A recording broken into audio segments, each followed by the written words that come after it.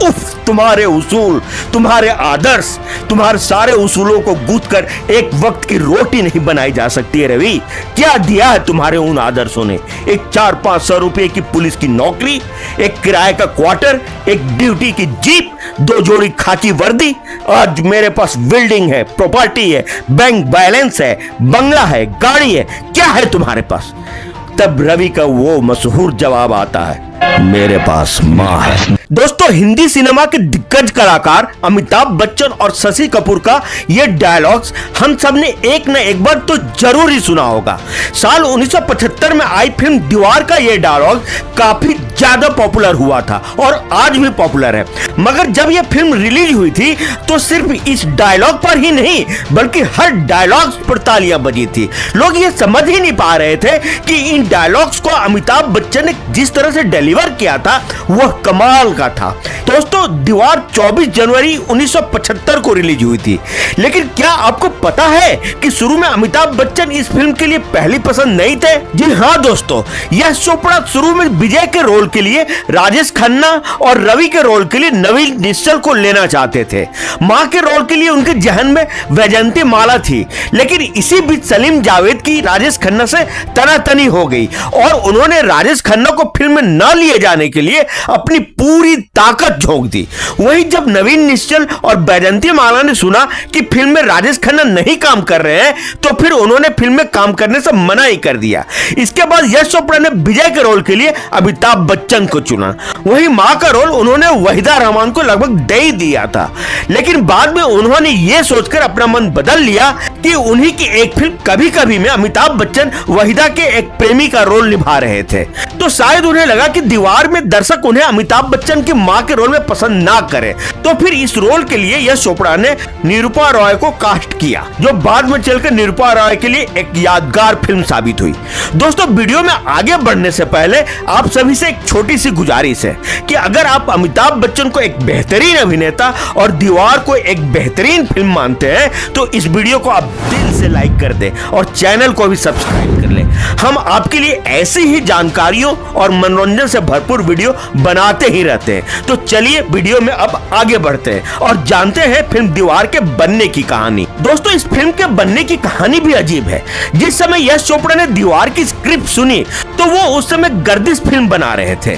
लेकिन वो दीवार की स्क्रिप्ट सुनने के बाद उससे इतना ज्यादा प्रभावित हुए कि उन्होंने गर्दिश फिल्म की शूटिंग रोक दी। उन्हें डर था कि अगर उन्होंने देरी की तो दीवार की स्क्रिप्ट किसी और के हाथ में चली जाएगी। उन्हें अंदाजा हो गया था कि उनके हाथ में एक ब्लॉकबस्टर फिल्म है।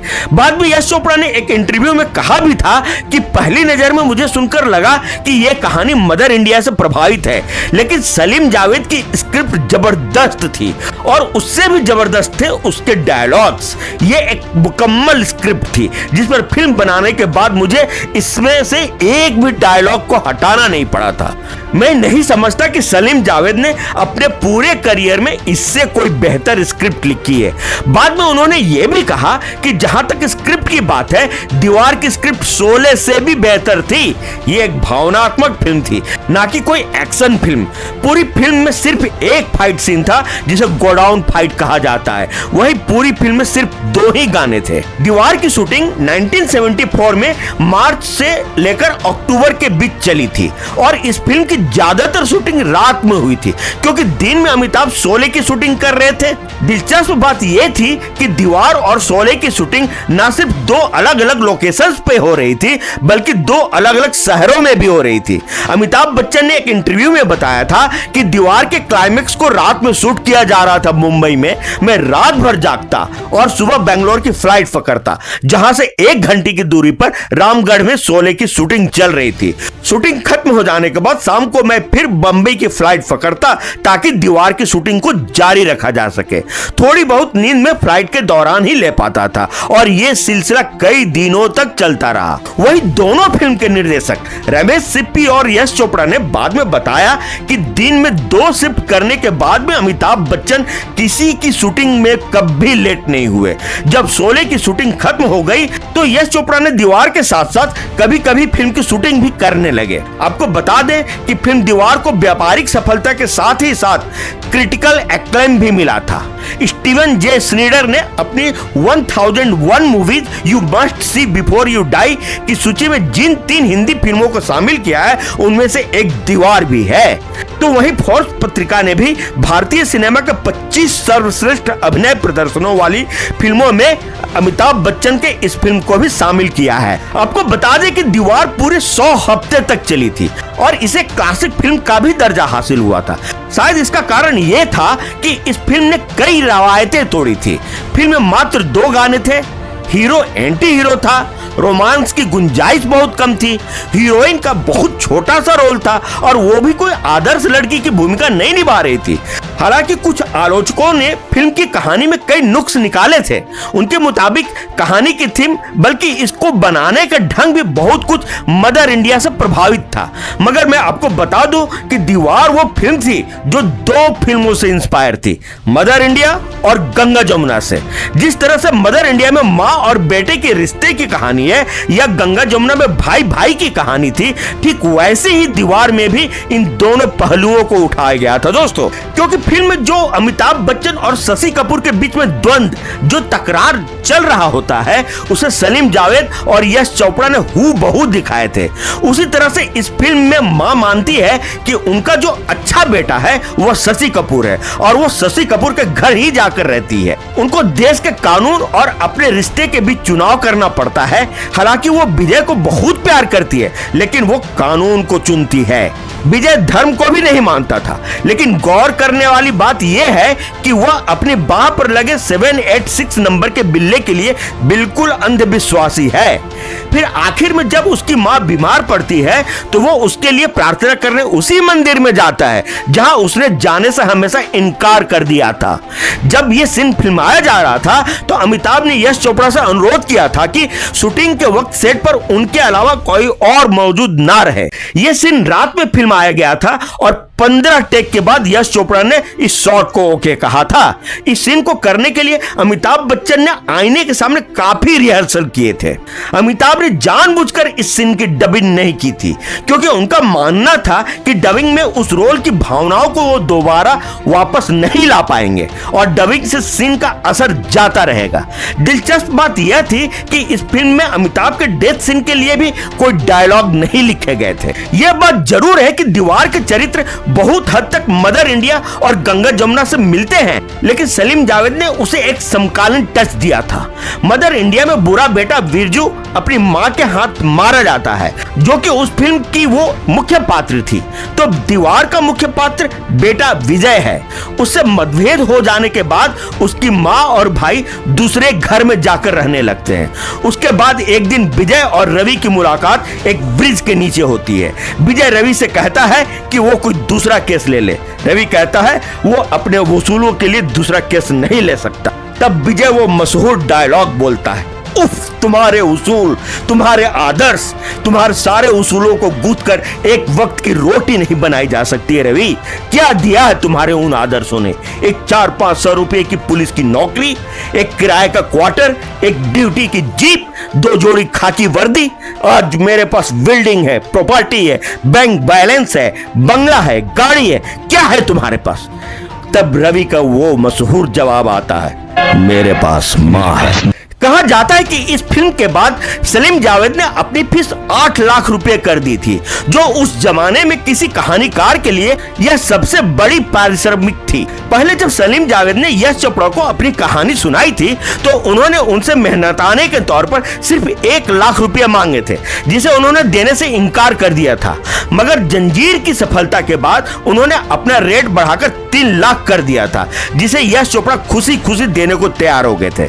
अगर 1973 में आई जंजीर ने अमिताभ को एंग्री यंग मैन के रूप में खड़ा किया था तो दीवार ने उसे सेंटर स्टेज पर ला बैठाया। दीवार को उसके मजबूत स्त्री चरित्रों के लिए भी याद किया जाएगा, जहां इस फिल्म में एक तरफ मां की भूमिका निभाने वाली निरूपा रॉय अपने अपराधी बेटे को अस्वीकार कर देती है, अपने पति के मर जाने के बाद वह अकेले अपने दोनों बच्चों को पालने के लिए संघर्ष करती है, तो वहीं दूसरी तरफ इस फिल्म में समाज के एक और तरह की स्त्री चरित्र का खुलासा करते हुए परवीन बॉबी का चरित्र भी सामने आता है, जिसने कि फिल्म में गैंगस्टर विजय की गर्लफ्रेंड अनीता का कैरेक्टर निभाया है, जो कि एक हाई क्लास एस्कॉर्ट है। इस फिल्म में वह खुलेआम शराब और सिगरेट पीती है और वह न सिर्फ विजय के साथ हमविस्तर होती है बल्कि गर्भवती भी हो जाती है। समाज में नारी का एक ये रूप भी है जो पैसे के लिए कुछ भी कर सकती है और इसे इस फिल्म में बखूबी दर्शाया गया है। तो वहीं इस फिल्म में डॉग के एक सीन में अमिताभ बच्चन की अपनी कमीज बांधने की भी एक दिलचस्प कहानी है।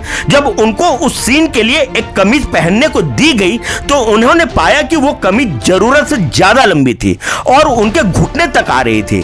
तब उन्होंने उसी कमीज को बांधकर फिल्म की शूटिंग करने का फैसला किया और ये तब के दौर में एक फैशन स्टेटमेंट बन गया था। युवा लड़के उसी तरीके से अपने शर्ट को नीचे की तरफ से बांधकर घूमने लगे थे।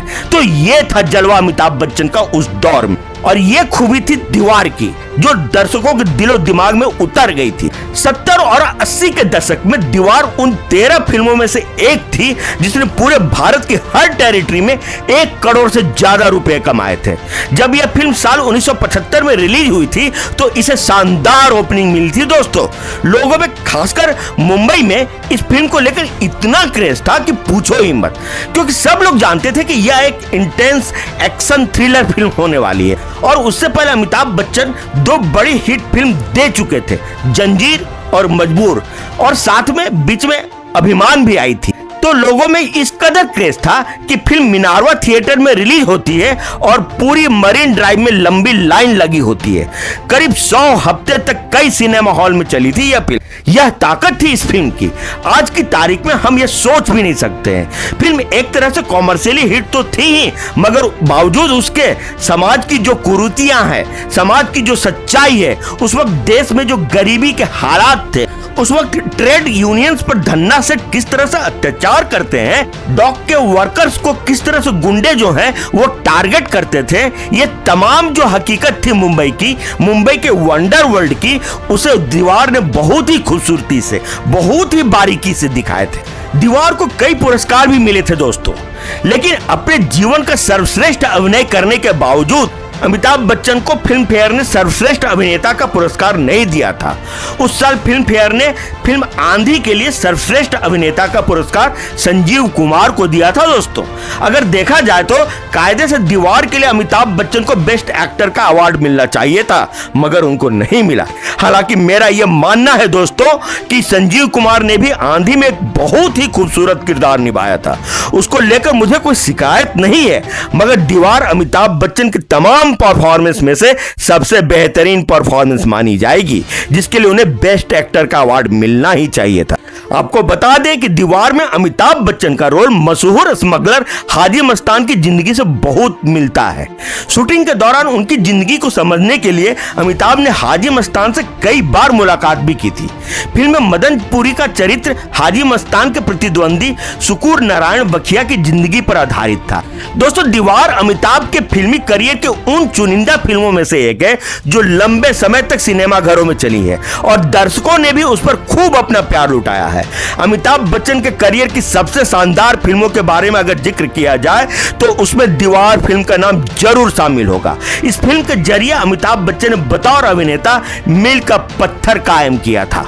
अमिताभ बच्चन के करियर के कुछ ऐसी फिल्में हैं जिनकी कल्पना उनके बिना तो की ही नहीं जा सकती है। उनका एंग्री यंग मैन अवतार और डायलॉग बोलने का अंदाज और स्टाइल सब ही बेमिसाल रहे हैं, और ऐसे ही फिल्मों में से एक है दीवार।